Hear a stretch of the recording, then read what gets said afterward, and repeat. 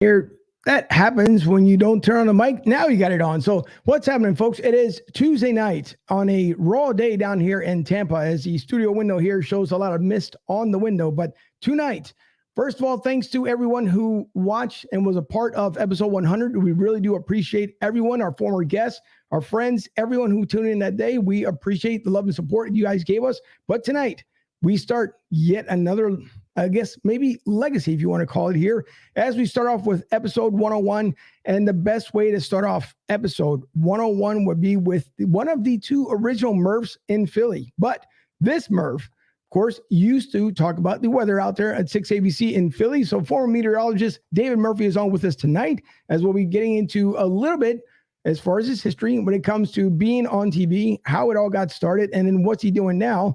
Then we'll get into some other things as we get our pregame set up here. Eagles are on in about just a little under 40 or I guess 50 so minutes. So we'll get into some pregame talk here and talk about who's in, who's out. So that should be fun. And as always, I always have the Godfather on the other side of the intro here. So tune in tonight. Thank you for everyone tuning in. Thank you for everyone who listens overseas to the download down in Brazil and all over stateside. We really appreciate it. So with that being said, I'm Angel. This is episode 101 on Broad Street South.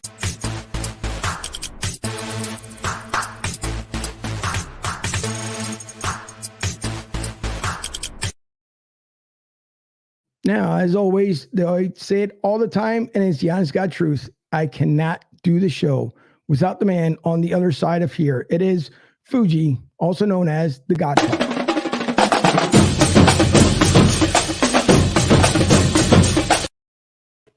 It's Gene the Dancing Machine. What's up, Fuji? How's it going? Week 15, Birds back after 2 weeks, after a 2-day layoff. Let's get this party started. Murph's in the building. How are you, Angel? I am doing just fantastic. It is once again about 64, 65 kind of raw degrees down here in Tampa. Rare that we have a super rain out type of day that we've had. But hey, it's the winter time. First day of winter, but I'll take 64 over a lot of places where I see it's 28 and 34 degrees. So I'll definitely take it. It's been a little roll up here the last couple of days. Freezing. It's supposed to get warm, I believe, by week's end. Happy holidays, everybody. Thanks for tuning in. And let's bring in Dave Murphy when you can. Sure. Well, that's coming up right now as we've been waiting since, I don't know, maybe 31 years since he's been on the broadcast here. So, Murph, how are you this evening? I'm doing well, Murph. This is really a lot of fun. Thanks a lot for having me. I'm super excited. No problem. Thank you so much.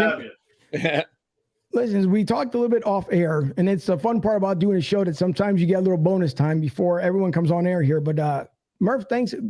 First and foremost, 31 years in the industry. I know 17 years, if I remember correctly, as far as with doing the weather on 6 ABC, which is nothing to obviously to laugh at because that's a lot of work, many years. And we know getting up at dark 30 in the morning must be really nice not to no longer do any more.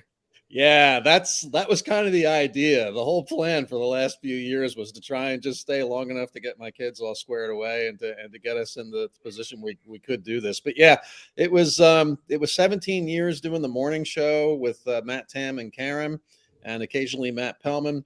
Prior to that, I was on weekend weather duty, early mornings for 7 years, and 31 at the station. I started as a reporter, but really it was the last 18 years where I just kind of was like, how much longer do I really want to be getting up between like 2:50 in the morning and 3:20? And it was 0 more days in the end. So I'm really enjoying myself now. That's right. Listen, I don't blame you because I'm up at 3:30 in the morning. So at least it's tough to be up that early for when I've been doing it for many, many years. I guess if you include the military history behind it, you're looking at since 1997. And most of the jobs I've had since, even while I was in Philly and then down here in Tampa, I still get up at dark 30. At one point, I guess I'll be able to finally say that's it. Maybe when I hit the lottery, who knows? But or I get to retire from my full-time job and actually do this full-time. But it's tough to make that sacrifice because you end up missing a lot with your family, whether it's the kids, whether it's a graduation, because you have to be up so early and be dedicated to it that it's hard that you get to miss so many different events and so many different things. And when you work Monday through Friday, although I'm pretty sure you celebrate like the rest of us as far as when it came to Super Bowl. But, it is tough because you have to work around your schedule so much. And I couldn't even imagine going to bed at about 7:30, 8 o'clock at night when the summertime, the sun's still up, and then you're trying to catch some snooze before you end up to get up that early. So I can only imagine the sacrifices that you had to make. Yeah, I mean, it's, one of the nice things about retiring actually is that I'm getting together with a lot of my old friends who I really neglected all those years when I was getting up early. And the one guy, I was just at a charity thing with him a couple weeks ago. And he said, we've actually seen each other more times in the last 3 months than we had probably in the last like 5 to 6, 7, 8 years. And he's right, because, during the week when things would come up, I just couldn't do stuff. Particularly as the hours started getting extended and we had the show going on earlier, and then I was staying later for a lot of my days. So that's been really, really a nice thing. And just having more energy to do other things. We talked before the show about how like I'm involved in some charity stuff now that I was always doing that sort of thing before. But now I can really invest myself in doing some things more often, and some things that take a little more time that I just didn't have the time for it before. I gave platelets today at the Red Cross, and I'm getting with I've done 2 outreaches with a thing called Savage Sisters up in Kensington, and they do outreach for people on opioids, and they have safe houses where they try and get them off drugs. So I've done a couple of the outreaches now, and I think I'm going to keep doing that. Dave, in your 31 years of being with Channel 6, what would you say is the most memorable story you covered or event? There's a couple to choose. Right. There's a couple of them. Road trips really come to mind. And I was like the explosion reporter for a while. I was at the Murrah Federal Building bombing, the Atlanta Park bombing, both World Trade Centers attacks. A lot of those things obviously come to mind because they're big. But for our purposes, and then there were some weather things too, like doing tornado outbreaks in Ohio or Oklahoma. Those things were really something, and seeing the devastation from hurricanes up close a couple of times. But actually, one thing that pops to mind, there are 2 of them. One was after the Phillies lost the '93 World Series, Mitch Williams with the pitch to Joe Carter and all of that. Yeah. Knuckleheads were like throwing stuff at his house, and there were all this crazy stuff. So he flew directly back to a ranch he had in Texas. He didn't even come back to Philly with the team because, somebody at the Phillies said, hey, we're having all these phone calls and stuff. So one of the producers at Channel 6 tracked him down, and in this place in the middle of nowhere, Texas, it was out to the west of Dallas. And he said, yeah, sure. If you want to come down and talk to me, great. And they got me and a photographer on a plane. We zipped down there. We rent a car. I'm looking at the price they paid for these 2 last minute like plane tickets, and it was a large percentage of my annual salary. So I hope this doesn't screw up. So we go all the way to like this little town near him, and he didn't give us the final directions. I think he wanted to make sure that we were going to actually show up. Then he gives me these directions that I thought, this is a scam. It was like, go on down to this road about, 10 miles, and you'll see like 4 telephone poles without wires, and go to the 3rd, dirt road, and then go a mile down. I mean, it was like we were out in the middle of nowhere. And lo and behold, we come up to like this fence, and like we're going down a cow path at this point. The car's going like this. Right. And there's a metal sign on this fence, 99, just as it appeared on his road jersey. And we were like, thank God we found this. Wow. And then, we did this interview with him, and he was basically like, yeah, I know people are upset, but, it's baseball, and I'm okay. I'm not going to jump off the building, and, hopefully I'll be back. Right. And then we had to like dash back, and I barely made page, but it was really fun. And another time when the Flyers were in the finals in Detroit in the late 90s, it was Eric Lindros and Ron Hextall's team. I got a Channel 6, like a Flyers jersey with 6 on the back. And I just walking around like downtown, Detroit, like basically asking for an argument. And people were so nice. I even got some of them, like all these Red Wings fans, to look at the dot in the middle of the Flyers logo. Right. And they were like, I hypnotized them, and I got them to say the Flyers will win the Stanley Cup, which we didn't. Right. They got swept in 4. Really fun. So, things like that were great. I was in Dallas once for an Eagles playoff too. And I went I tracked down people who had like names of Reggie White. Right. And Eagles players, and asked them if they had, if people ever gave them crud. And what I found out was that it was pretty chill down in Dallas. It wasn't Philly. I mean, they were into their boys, but they were going Cowboys, and it wasn't the same vibe. Well, the thing of it is, it's always been Washington's always been more of the rivals than opposed to us or the Giants. Yeah. They don't take the rivalry as personal as we do. So no, I don't think they do. But they were calling them. I don't know if they still do this, but America's team always rubbed me the wrong way. Yeah. Oh yeah, exactly. Yeah. America was started right here in Philadelphia. Yeah. Yeah, that's true. And that's one thing I think as a fan, I didn't like it myself either. That was always referred to as America's team. And they still are, even though I guess if anyone really had to take that name would have been the New England Patriots at the time for the reign that they had for over 10 years.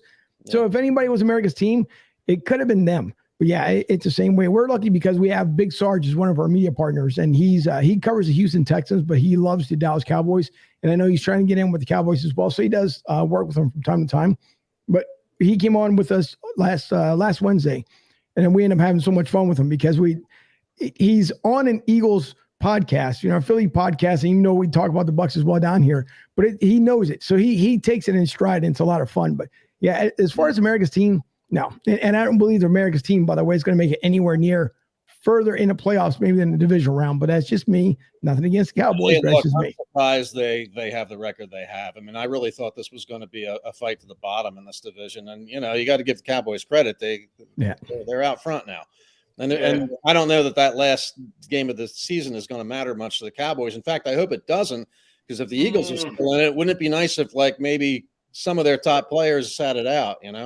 Well, I mean, the way their defense is playing, Micah Parsons is, being their number one draft pick. I mean, you got to, as much as I hate it, but I'll be a realist. And guy's been a stud. Yeah. I think he's really made a difference on that team and that defense. It's been a bit. Yeah, go ahead. It's just, I'm, kind of shocked now. I mean, Dallas is sitting number 2 as the number 2 seed. So they could be fighting with Green Bay for that number 1 seed that last week. So that game could mean, to me, the Eagles got to take care of business. Don't worry about the Minnesotas and the New Orleans of the world. Just went out and kicked the hell out of Dallas up and down the field come January 9th at 1 o'clock. How do you guys feel about the Giants game on short rest now? Because the NFL basically did what the MLS refused to do for the Union a few weeks back.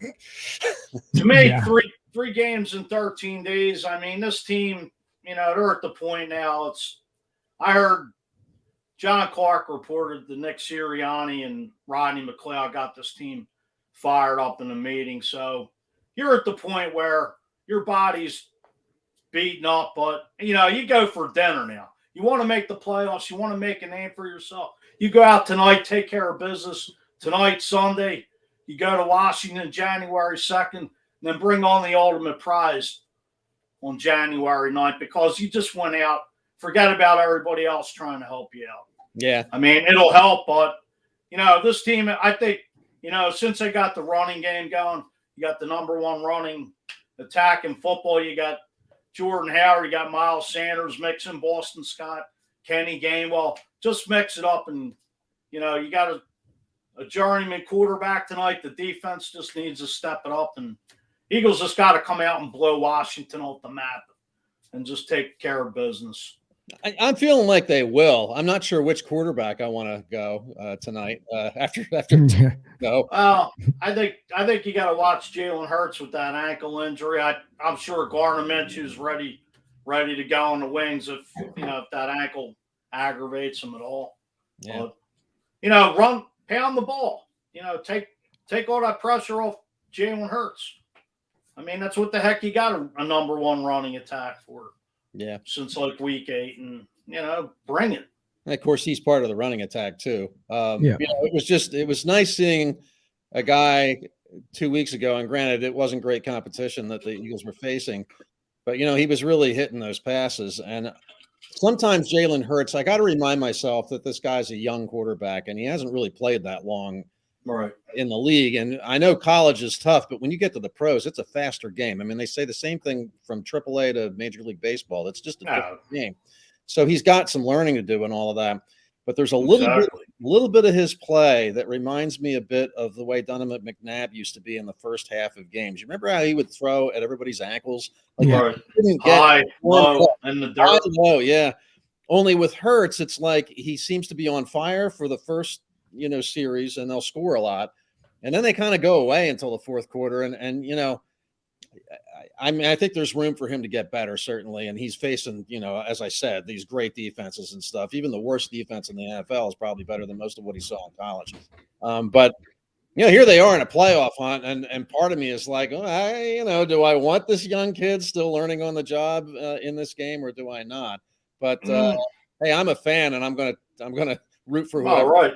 Well, I mean, hey, this is what makes players shine. Yeah.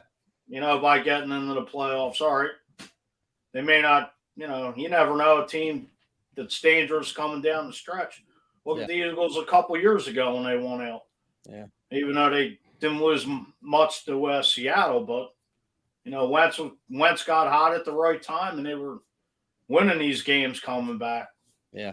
So it's a dangerous team. That wild card gets them in the playoffs. Who knows what could happen? Yeah, I agree with you. I do think they'll win tonight. I don't want to jinx anything, but I do feel like they are going to have Washington's number.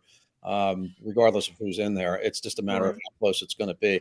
The last couple of nights have been tough, though, if you're an Eagles fan, because you're turning on these games. Yeah. Like Tom Brady is going to score some points against New Orleans, right? Exactly. There. I mean, I was yelling at the TV. The only good thing about the last two nights and this weird schedule change that we got right now, I was on the treadmill watching football, and I probably stayed on the treadmill longer with a game than I would have from a show from Netflix. So I'm on there doing 4 miles, heavy, hard walking, and screaming at the TV the whole time. No, Brady crying on the sidelines, throwing the laptop and breaking it as they showed it on TV, and him yelling at the refs, like just not getting the calls his way. And then they lose Chris Godwin for the season, his ACL. They lost Fournette with a hamstring issue. Yeah. That team's in a little bit of trouble right now. Yeah, it sure is. Yeah. And I mean, at kickoff, they were talking about how, a lot of people are picking them to win again. I don't know now, not with those. Hey, when you get to the playoffs, as they say, it's a different season. Yeah. You throw the record books out the window, the seedings. Yep. Sure, of course, home field always matters, but you never know. Last night was just. How many times did the Bears get into the Reds? I mean, they must have been there like 5 times, and they 6 times. Yeah, it's a shame that defense was trying. A couple interceptions. We're trying to take care of business, but that Bears offense is in shambles. Nagy's out of there. I'm sure the GM's going to go with him too. So it looks that way, yeah. But I mean, that game was theirs for the taking, and they just couldn't capitalize on offense. Yeah, and that defense, you feel so bad for the defensive guys because they did such a good job. That guy, I forget his name because I don't see the Bears that often, but man, he was a monster. I mean, he was the defensive tackle, yeah. But they shot themselves in the foot with penalties too. Yeah, which And, bad. I mean, talk about a young quarterback, bad choices where you're trying to run where you should be. There's a guy right there you can throw for 5 yards and get closer to the first down. Right. But, here I am sitting in, my nice Delaware County living room, and I'm acting like in a million years, I don't know what to do in a situation like that. Hey, just like Jalen Hurts, it's just growing pains. Yeah. That's all. That's exactly what it is. Yeah. It's exactly what it is, and it's tough because it makes it extremely tough. And I know a lot of people want to kind of discount Jalen Hurts, and I know it's a first year, Murph, just like you said, for him. And we haven't seen, first of all, the entire staff. If you really look at it, it's about the first year for the Eagles, including Jalen Hurts' his freshman year in the NFL. So you're asking for someone to come out like I guess you want to refer to Tom Brady, or even Mac Jones, to come out to something like that and to be able to play and handle that situation. Everyone deals with, I guess, pressure a little bit differently than other players. But Jalen Hurts, to me, he still has a good upside to him. I don't know why. A lot of people just want to throw in the towel. I know once Gardner Minshew came in, and we know it's against the Jets, not taking anything away from him, but he comes in, plays really well, which he did in Jacksonville. Don't know. I mean, I saw the fallout here in Jacksonville, but the bad part is that now people are saying, why don't you just keep Gardner Minshew in there for the remainder of the year? And so you just give up on Jalen Hurts. And I don't think you can do that. Now, the ankle injury, sure, it plays a big factor into it. And the only thing you can see or maybe even decide upon, if the first half he's not playing as well because of his ankles bothering that much, then sure, you're bringing Gardner Minshew. If you feel like you have a good run for the playoffs, then yeah, I would rest up Jalen Hurts maybe the following game so he can get prepared for what you're talking about. You're looking at week 18 at that point. So you might have to do what you need to do to make sure you take care of his health. That's my only thing when it comes to Jalen Hurts. So I think the giving up factor it's way too fast, unfortunately, in Philly. Love the city, but a lot of times everybody just wants to give up just because they don't see the product that's out there. But again, you're working with a first-year head coach, first-year OC, first-year quarterback coach. And so all these things have to come into play in order for him to get better. No, it's also, too, the city just wants instant success overnight. It's not going to happen. Like, who the heck saw 2017 coming? I know I did. I would also say, too, that going into this season, I didn't expect them to be in the position they're in now where they really do have a potential of a playoff berth. The other thing is, do you really think the Eagles are winning the Super Bowl this year? I mean, it might be better to stick with Hurts, even if Minshew looked, again, it was the Jets, but even though he looked good last year, because you're trying to find something else or something out about this young guy, and you're trying to decide whether or not he's going to be the guy. And keep in mind, the Eagles have like 1 million draft picks coming up in the draft, and maybe you take the next few games to see what you got with Hurts. Right. And I've heard some rumblings, and this is media reports, that they might actually think about taking another quarterback, which I think it's a mistake because they're talking about this quarterback class coming out not to be that good. Yeah. And what you hear. Right. But the problem of it is, in Eagles history, there's always been quarterback controversies. Donovan McNabb, A.J. Feely, Randall Cunningham, Jim McMahon, Wentz, Foles. It's like it just goes on and on. Yeah. And I think Angel's point's true, too. People really react strongly in this town, and it doesn't take long for things to turn on a dime. And I think it's a really tough place to be a professional athlete because it is. You basically just have to ignore what people are saying, Well, it's like Brian Dawkins always said about Phil, you better bring your lunch pail. So yeah. I mean, here's a guy from Jacksonville, Florida, Hall of Famer that it's like New York. It's either you can make it here or you can make it anywhere. In this town, you got to be thick-skinned. Yeah, you do. Just like a couple other athletes, but I'm not really going to get into that saga. And we'll sweep that under the rug. For who? For what? Ricky Waters? Yeah. Ricky Waters is actually from Harrisburg. Oh, no kidding. I was talking about a guy that played at the Wells Fargo Center. Oh, okay. But I'm not saying his name. Okay. That's all right.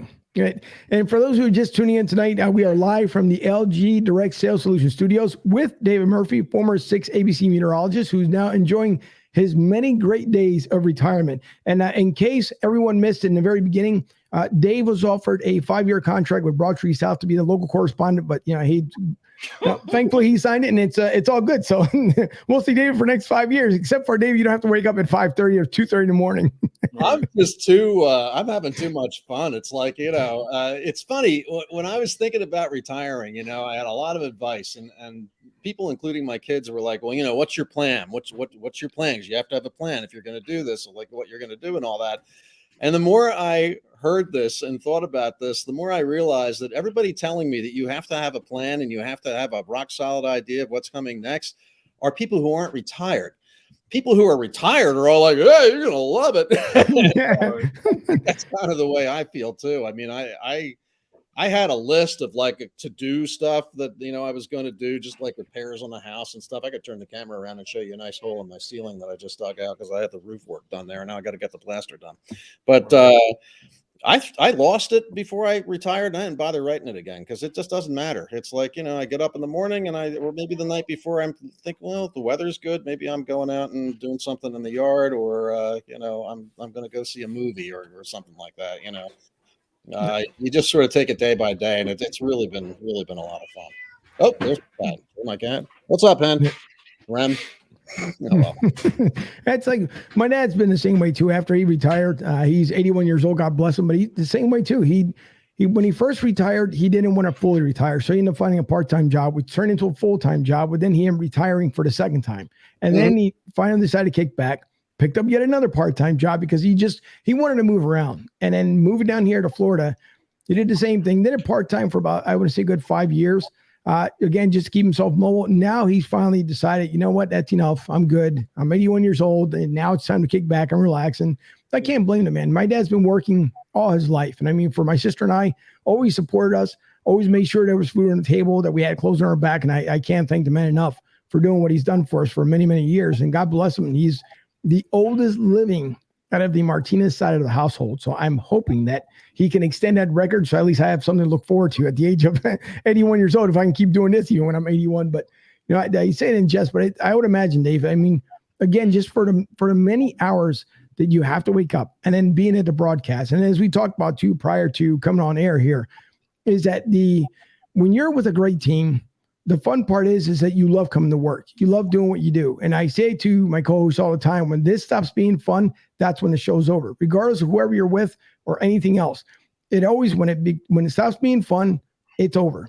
So to me, with you guys in the morning, and we've seen, you know, the turn of different correspondents, your local anchors in the morning, they switch from the morning to the afternoon and vice versa. Yeah. But I would have to say the longest tenure that you had in the morning with the crew that you were with in the morning, it had to be fun to come into work knowing that everyone got along, even if you guys had an off day, you know, just within the studio within itself, but you would never see it because on TV, the only thing we saw was the actual product that we love to see in Philly. Yeah, I really appreciate the compliments, and I will accept that on behalf of all of my friends over there at 6ABC. The nice thing about the station is they do tend to leave people in place, and you can grow together and get to know each other. You know, broadcast is a funny business. Sometimes it can attract like big egos. We never had that problem on the morning team. We just all really got along, and I think that kind of came across, and that's probably what you're recognizing. And it's what made it tougher for me to leave, because, you know, I did feel like I was kind of pulling away and ending this 17-year run that we all had. And my personal feeling about it is, I'm not sure if you looked around the country or in North America, if you would find anywhere an anchor team, a 4-person anchor team that stayed together for 17 years on that shift, because it's hard. And what I told all of those guys as I was getting ready to leave was, you know, I'm 10 years older than all of them. They're spring chickens compared to me. And I felt like it really got the hours and the physicality of it and the strain, just not really, you know, I don't want to make it sound like it's as hard as a lot of jobs, because it wasn't. But there is like a kind of a mental pounding that goes on in your head. And I felt like it got worse in my late 50s and early 60s, that right around then, I felt like it had more to do with age than the years I've been doing it. Not that 17 is nothing, but, you know, I really felt like, you know, in a way, I felt like I wasn't, in some cases, doing as good of a job as I could have been. Like I would be, you know, in weather, you don't have a script. It's extemporaneous speaking. You're just referring to the graphics that you've built and you've put together. Right. And sometimes I would have that word I'm trying to find and trying to look for. Unfortunately, when you're a weather guy, you can sort of joke around and stuff. And I would make a joke out of it, but that was really starting to happen a little more often than I wanted. And I almost worried that, like, am I like going to be like this all the time? And, you know, as it turns out, now that I'm sleeping better and I'm not really under any sort of stress or worrying about things, my brain's back, and I'm not having those pregnant pauses as much. So I think for me, it was the right thing. But Angel, to your point, like your dad went and got a second career. I mean, who knows what the future holds for me? Something could still be out there. I'm just not really looking for it right now. But I do think that retirement it's a big decision. What I've told people is it's personal, different for everybody.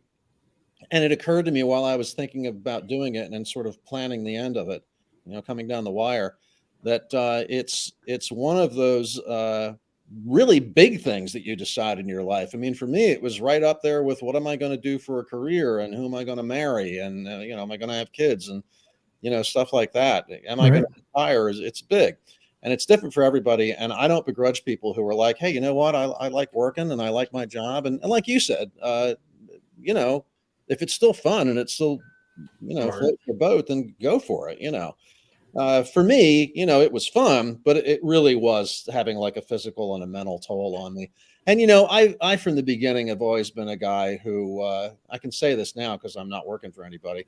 I always gave 110% to every job because I always felt like if somebody's going to go to the trouble to like pay me to do something, they should get their money's worth. Exactly. So I had a good work ethic, and all those guys on that show did. But in my heart, I was always not a live to work, but a work to live kind of guy. Yeah. And the thing that really excited me was the stuff I could do outside of work with my kids. And Channel 6 and all the people who watched me all those years and supported us and gave us the great ratings and all that made that part of my life possible, which in turn fed back into me wanting to keep really producing and really doing well at the job. But we were able to do some really nice trips with the kids. My wife and I still travel. Disney owning 6 ABC was great when you were bringing a family up because all of a sudden we had, free admission to the parks and half price hotels and stuff. So we went down to Disney a lot with the kids. And I still get those benefits now. So, I mean, That's nice. I've been to the Aulani in Hawaii. I've already taken advantage of a couple of their freebies or their discounts and stuff as a retiree.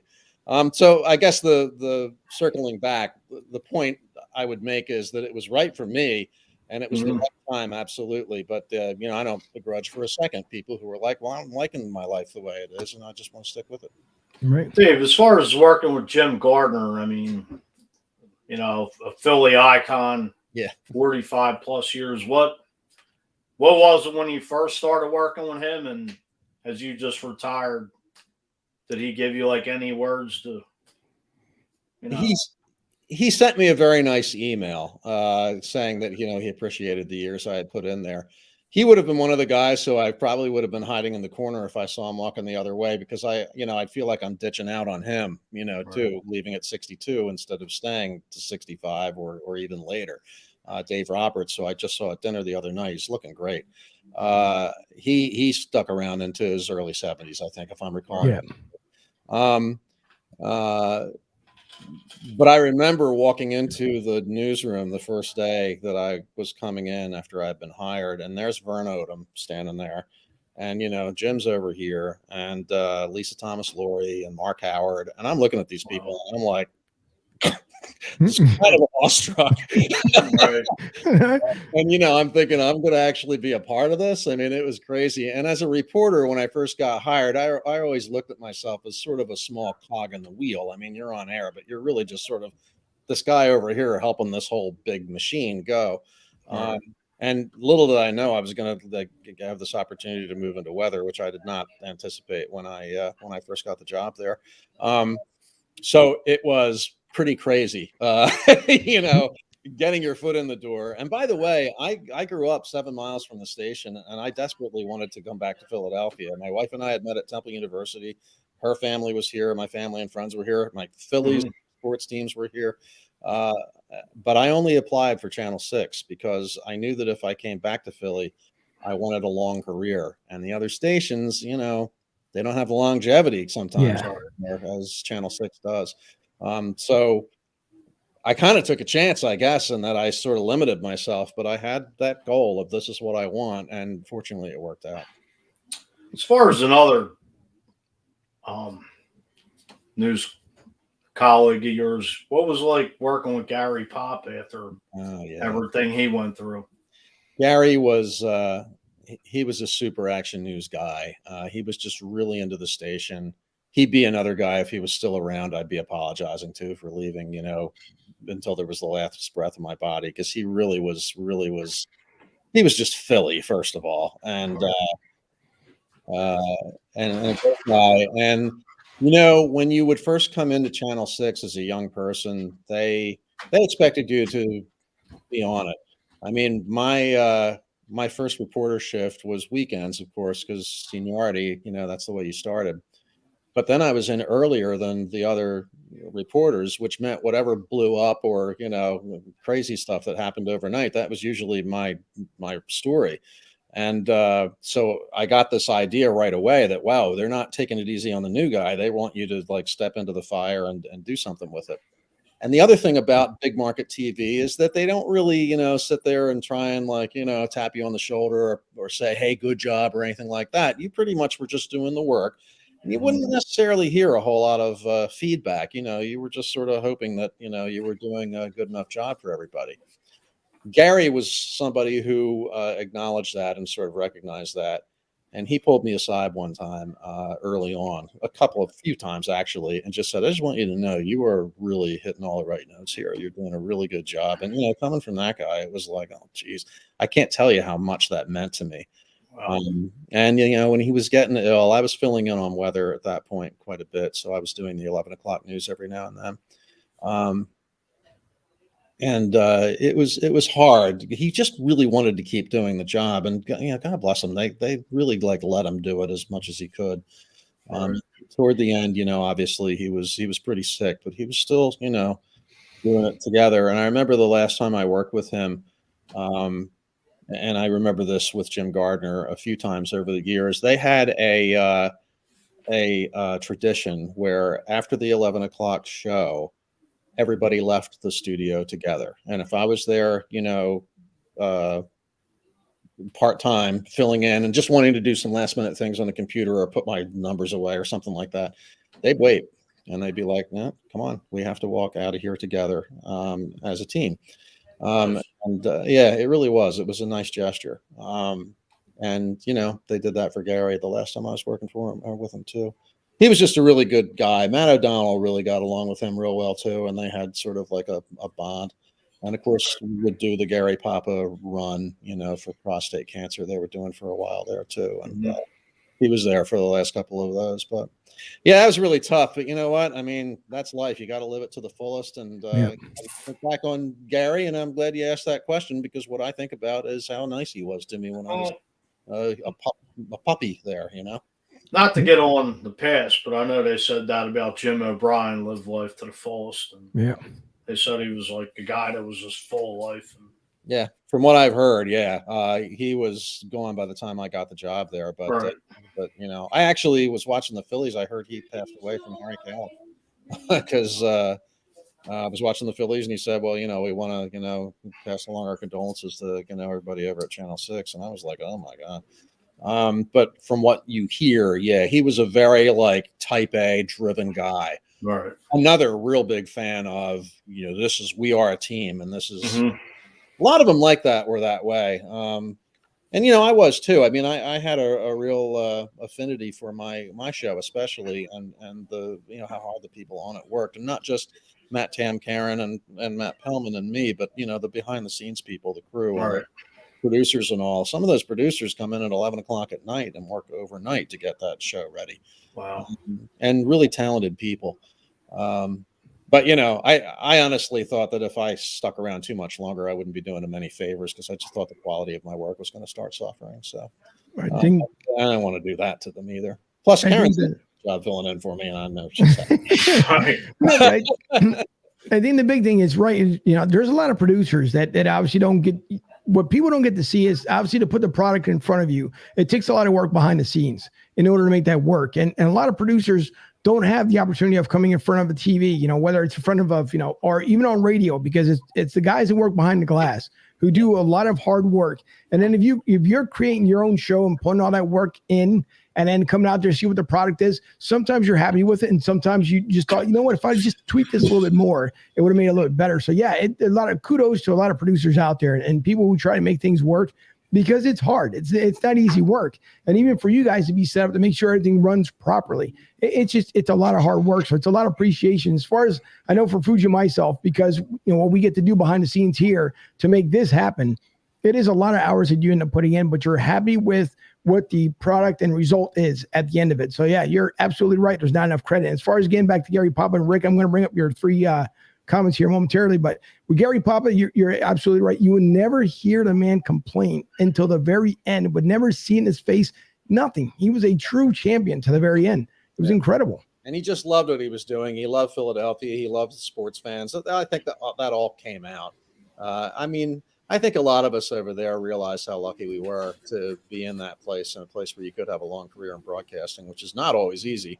But Gary loved Channel 6. He really did. And he loved Philadelphia and he loved the Philly sports, man. So I think that came out. He was a great guy. Yep. Rick, he brings up three good three good ones here. He says that I'm seeing Flyers and Capitals commercials on TV did not get the message. Apparently, the cancellation of the NHL game tonight, or at least postponed once again because of COVID. And the last time, Murph, which is kind of funny that happened tonight. So my producer and I, Debbie, were supposed to go to a game back in February of 2019 before COVID all pretty much got canceled. I had tickets because of one of our coworkers who actually retired last year. She said, my husband and I decided we didn't want to go to the game tonight. He just wanted to stay home. He was kind of scared of everything that's going on. Here's the tickets. And an hour before we were supposed to go down to the game, sure enough, it was canceled because of COVID. So kind of ironic the way things work. Yeah. I think I saw where the NHL players have decided they're not going to Beijing too because of COVID. Don't mark me on that, but I can't remember the source. That's why I'm hesitating, but I think it was, Philly.com, ABC News or something like that. Right. Yeah. Crazy times we live in, man. The report was they said they weren't going to Beijing. So any NHL games now will be made up in that. In that time period. Oh, well, that makes sense. Yeah, that came out today. That helps because, assuming, you're in an arena where you're only doing battle with like the Sixers schedule, you probably could pop in some games in there. Yeah, that's true. Unless they book concerts, But, that's so true. Rick also says Dave is welcome to try his luck down here with this crazy weather in Florida. And then he says his other comment was, I'm wondering what was the most memorable moment while I was doing the weather besides saying goodbye. Oh, yeah, saying goodbye was big. Okay, so there was a time when I was filling in early on in my weather career, and Rick and Monica were still on the morning show. And Rick used to make these jokes all the time when there was like a shot of people at a charity event dancing. He'd always say, oh, there's Monica dancing. And she'd be like, hey, leave me alone. So I tried it one time. It was before weather, and there's, people dancing. And I said, look, there's Monica. Well, Monica decided to get me back. So I started doing the full weather, was what we call the full 3-minute forecast.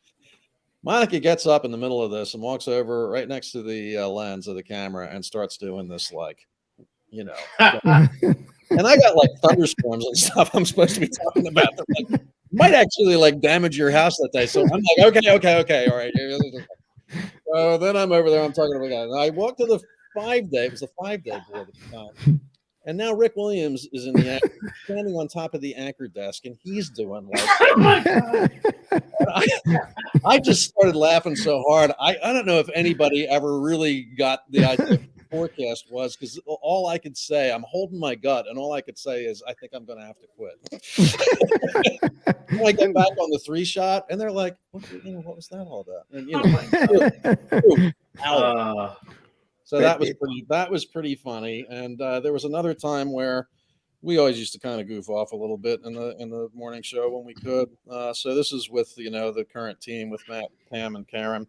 A story came in that there was a wreck on the Pennsylvania Turnpike, and it involved a truck carrying sheep, and that the sheep were all over the road. Well, now, somebody in the crew starts going, ah. So we're all like, then we get like a thing from our executive producer, stop it, the sheep are dead. So we're like, so now we're playing it safe for about like 5 minutes, and then the word comes back, oh, that was wrong, the sheep are still alive. And the whole studio was like, again. So, we used to kick around that kind of fun with certain stories. But that one, we were really busting a gut. And, then I could give you 100 times where Matt O'Donnell would just do something so funny. He would do stuff like during the commercial break, right up to the second we're on the air, and you'd just be grabbing your gut. Oh, I got goosed by the Philly Fanatic one time on the air, too. That was good. Did you really? Oh, nice. Yeah, they used to do Paint the Town Red right before the Phillies would. Yeah, the start of the season. So the Philly Fanatic was in the studio one time, and he's standing next to me during a tee shot, and I'm like, and coming up, we got the weather. The Fanatic's best friend, I think they call him. He's a really funny guy, and it was pretty good. I don't want to blow anything for him, but I mean, it was really funny. He walks into the studio and, I'm like, hey, it's the Philly Fanatic. It's like seeing Big Bird or, a Muppet or something. And I'm like, hey, Philly Fanatic. And I just hear from inside the costume, hey, Dave. Yeah, because the guy never spoke. No matter how many times you run into him, he never spoke. So you never know who was in the costume. But Dave Wallencheck from Red Line Radio LLC and Steel City Renegades says hello. And Dave and those guys are getting ready to move into a brand new studio, which is going to be really nice coming up in January. So congratulations to them, which I'm a part of. Their Steel City Renegades. You can catch it on Facebook on Sunday nights from 7 to 9 o'clock. We have about 2 more shows to wrap up before the season, a couple more actually, before the season's over. So, but no, it's got to be, speaking about Rick, by the way, Rick Williams, he has to be, which I was going to ask one of those questions, that how much of a comedian he has to be, because no matter who works alongside of him, either they get Rick or they don't get him. And I know with Monica Malpass, I used to, like, there wasn't a day that wouldn't go by when those two wouldn't go at it, and it was just absolutely hilarious. And that's a 2-team combination that I absolutely miss. I miss Monica Malpass being there right next to him. Yeah, Rick is in particular was a really funny guy and really great. And the other nice thing that I learned from that show was that, and I've said this to Rick many times, that I kind of owe my career to those guys, because when I was first asked to think about doing the weather, AccuWeather did all of the science. We were just reporters reporting the weather back then, and then they changed it and we all became meteorologists. I went to school for 4 years to learn all that stuff. But in the beginning, it was just, you were reporting it. You got on the phone and talked with somebody from AccuWeather, and you put magnetic numbers on a map. Our old time viewers remember how that happened. And, so I said, yeah, sure, because I was dumb and always said yes to things and then worried about whether or not I could actually do it later. It's actually not a bad way to be in your career when you're young. And they said, well, don't worry, we'll give you plenty of training. So, I went in there, and, the guy who was doing the weather, I followed him around 2 days. Well, the 3rd day he calls out sick, and here I am on the air. And I'm like, and Rick and Monica knew that, this was not going to be easy. So, like, as they were teasing the beginning of the show, it's like, and for the first time ever, Dave Murphy's going to be doing the weather, and you want to set your VCRs because this is liable to be his first time doing it. He's liable to really be like, nuts. I mean, like a riot. And right away, they got you into the joking, and they made you a part of the family.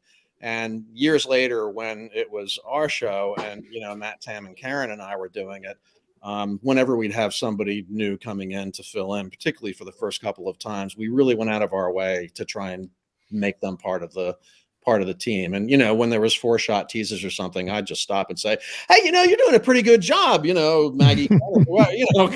Just try and loosen them up and make sure that they knew that they definitely were welcome. And I think back to the Gary Papa moment when he just reached out and helped me out as a young person.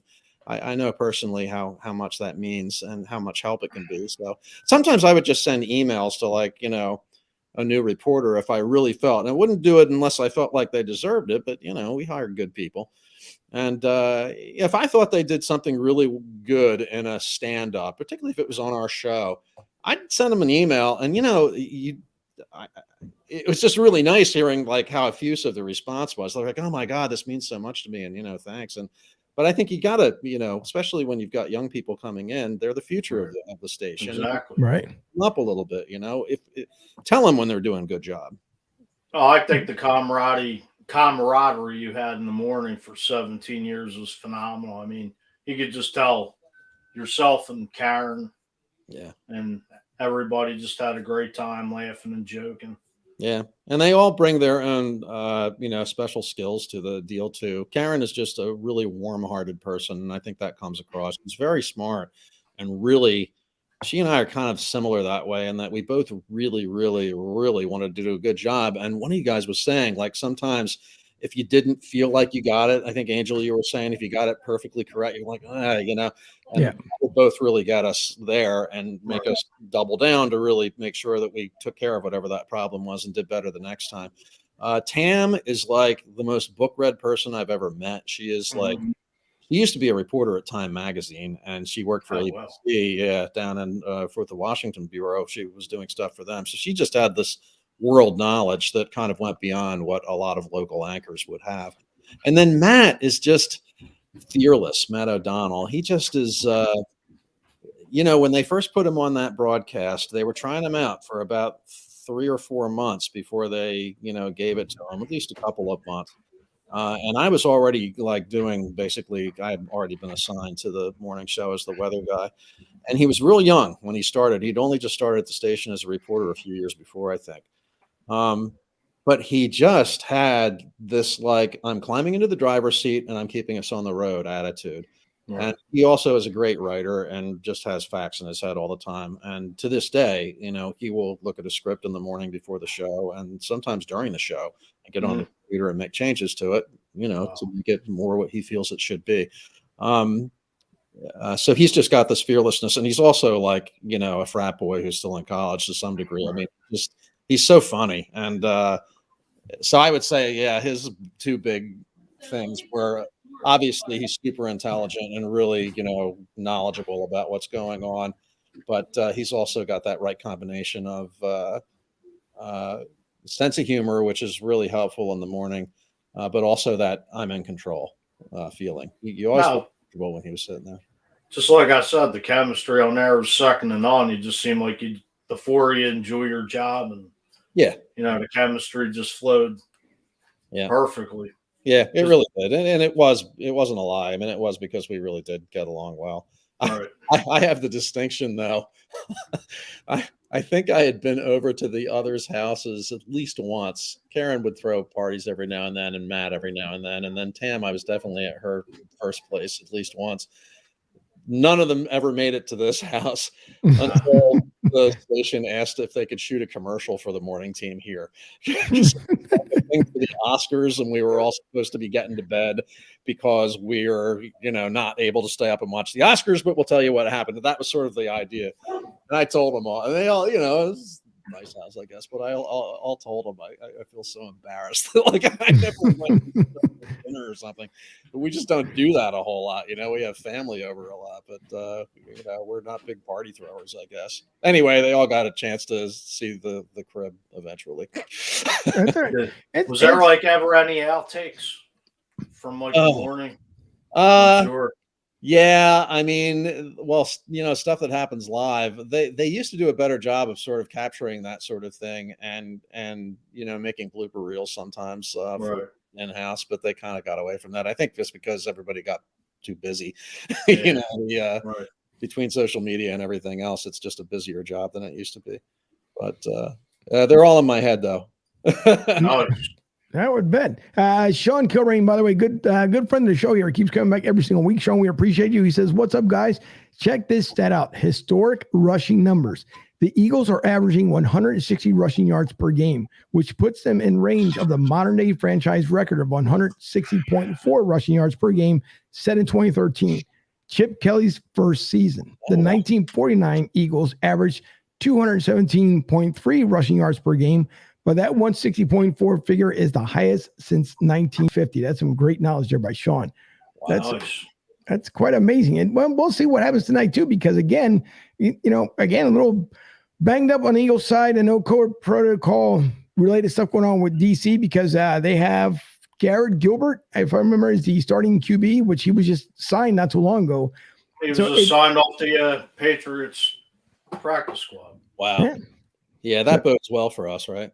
Like Chip Kelly's first year, he was already doing that hurry up offense right away, right? Yeah. So, first year. I guess if you had runners, they were getting a lot of opportunities because every 30 seconds there was a play. The first 2 years, Chip Kelly got him to 10-6, and then the third year, Lurie pulled the plug. Yeah. Well, it was crazy. I don't know how you could sustain that sort of thing. I mean, those guys must just have been totally out of gas after the first 5 or 6 weeks of the season. But anyway, when you talk about all-time rushing, well, there would be a reason. Maybe you were just doing more plays. Although they were passing too then. But this team, that doesn't surprise me because, even when Miles Sanders goes out on injury, they got two other guys. No, Boston Scott, Kenny Gainwell was a nice pick out of Memphis, which I think they should be getting him more involved in the offense. And, Jordan Howard on the practice squad for 8 weeks was a disgrace. Like, he could be starting anywhere pretty much in the NFL. And, the guy's a nice bell cow. My son-in-law loves Howard. He's always like, "Oh, they should run that guy." Yeah. I mean, he's in his second stint with the Eagles. I was like shaking my head. Why is Jordan Howard on the practice squad? Yeah. Like, you mix it up and just let him go. And I mean, he had the most yards the first right. few weeks. Sirianni decided to mix it up and run the ball. So you wonder if he had done that from the outset. Well, hey, yeah, close games there. It was. Hey, Dave, before we got a couple of minutes here before we end the show, but I want to get your take, because how long do you think this MLB lockout will happen? And then what's your feeling for at least the 2022, our beloved Philadelphia Phillies, of what they expect for next season? First of all, I think both sides, they can't be stupid enough to delay the season. I mean, even spring training games they make money, So, but I'm also reading that they're not really going to get to the core economic issues until after the new year. So they're definitely pushing it. My feeling is they're going to reach a compromise where you're going to see things like a minimum floor on salary for teams, and maybe they're going to bump up rookie players' salaries a little bit, but some of the other stuff the players won't get. So I think they'll settle it, and my prediction is the season will happen on time. I hope so, because I just added a second freaking season ticket partial plan. I'm going from 13 games to 30 games, and this will be the year they decide not to play.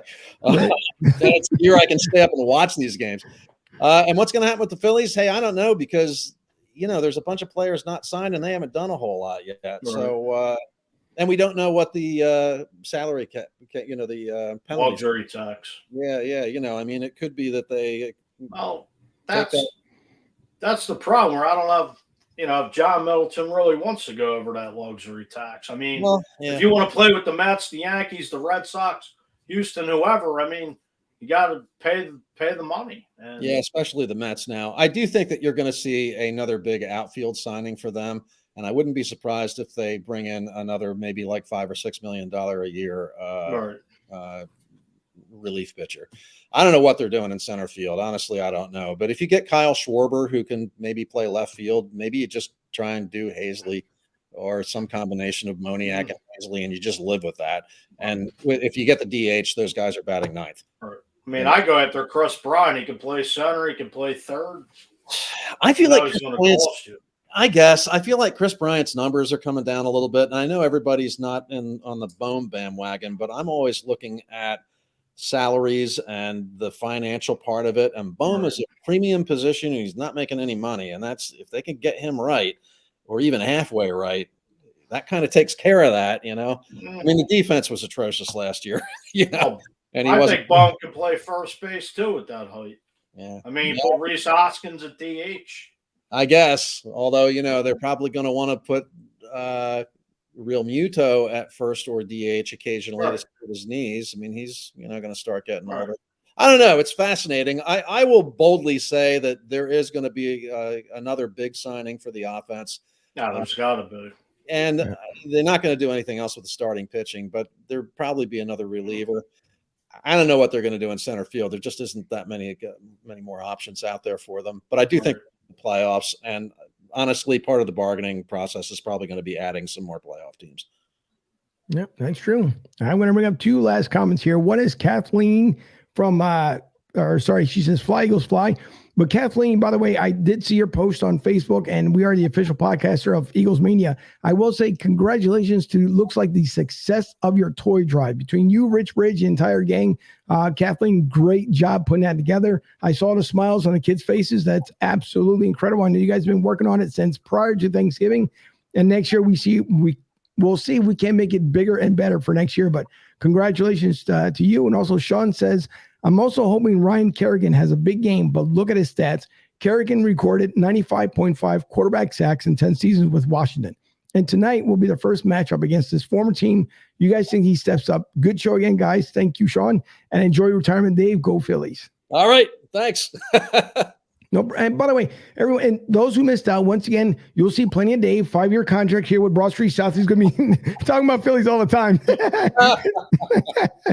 So we'll make sure we got that fill in from the Phillies, all that good fun stuff. But thank you. Yes, it was amazing. Thank you, Kathleen. That was incredible by you and by Eagles Mania. What happened there, Fooch? I was going to say any Eagles predictions. for the game. Oh, yeah. 24-17 Birds. What do you think, Fuji? No, you can go. You can go next. I wish I would say this is a blowout. I think it's going to be a lot closer than what everybody believes, even though Washington's going through their protocols right now. I think it'd be a low-scoring event. I think it might be a 17-14 Birds. Wow. Huh. 30-16 Birds.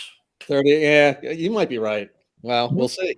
Yeah, we'll all find out. And by the way, to all our sponsors, we do appreciate everyone who continues to sponsor the show in the air and helping us out. One is to Big Sarge at BigSargeSports.com. Thanks to Big Sarge and Andy Kalu. By the way, this week, let me take this banner away for a second. If you guys are joining us this Thursday, Andy Kalu, the former defensive end that currently hosts In the Trenches on Sports Talk 790 in Houston from 10 to 12 Central Standard Time. 11 to 1 here Eastern Standard Time. He will be with us this Thursday. So look out for Andy Kalu coming up this Thursday night at 7 o'clock. Now I'll get back here to our sponsors. Thanks to Tampa Joe's. And everyone, please visit TampaJoes.com and or go to 9316 Anderson Road, where the gang of Philly to South is there tonight, home of the Eagles. They are there tonight supporting the team, and we hope that you patronize and support Tampa Joe's as much as we do. Mike Goodwin does a great job down there with the restaurant. All the upgrades that he's done to his facility has been absolutely phenomenal. So thank you to Mike Goodwin and everybody on Tampa Joe's. Also for Goose's Monte Cristo Lounge and Tobacconist. If you guys need a great tobacco-flavored cigar and or a vape, and you must be over 21 years old, please visit them at 250 West Ridge Pike in Limerick, Pennsylvania, and or Royersford, Pennsylvania. 19408, if I remember the zip code correctly. But again, Goose's, you can go to cigargoose.com and look for your finest Monte Cristos online, or go see his humidor out there at location. Also to Larry Gilman for LG Direct Sales Solutions. We do appreciate it, of course, that he writes here to the studio, and you guys can reach him at lgdirect.net. That once again, lgdirect.net, and or at 855-777-3863 for all your secured credit card payment solutions, and also for apparel. So make sure you visit them. And also don't forget also about fanatics.com, officially licensed everything. Fanatics.com, pick up all your sports gear at fanatics.com. And I see a couple last comments coming in here before we go away. Kathleen says 27-17 Eagles. That's a good score. Yeah. Sean, 28-21. By the way, Michelle, good to see you, at least here virtually. I hope everyone has a wonderful Christmas. You as well. We haven't seen you in a while. So good to see you back here. Let's go Eagles. Have a wonderful Christmas and night. Go Birds. Thank you, Kathleen. And thank you, fam. Great show. Go Birds. So for everyone tonight, we do appreciate everyone tuning in. Again, thanks to everyone who came back for the episode 100. That was a lot of fun. That was great. So thanks to everyone who came back. Murph, thank you for coming on again with us tonight. We do appreciate it. That's a lot of fun, guys. Thanks. Dave, it was a pleasure meeting you tonight and having you on. Thank you. Come back on again. Okay. Great to have you. 5 years. Don't forget 5 years. So everybody's remember that. So we print next time. I'll make sure I put it up there. But for my producer, Debbie, over there at Studio B, for Mike Fuji out in Philly, again, thank you to David Murphy. Everyone, enjoy the game. Enjoy the night. We'll see you Thursday night with ND Kalu. Go.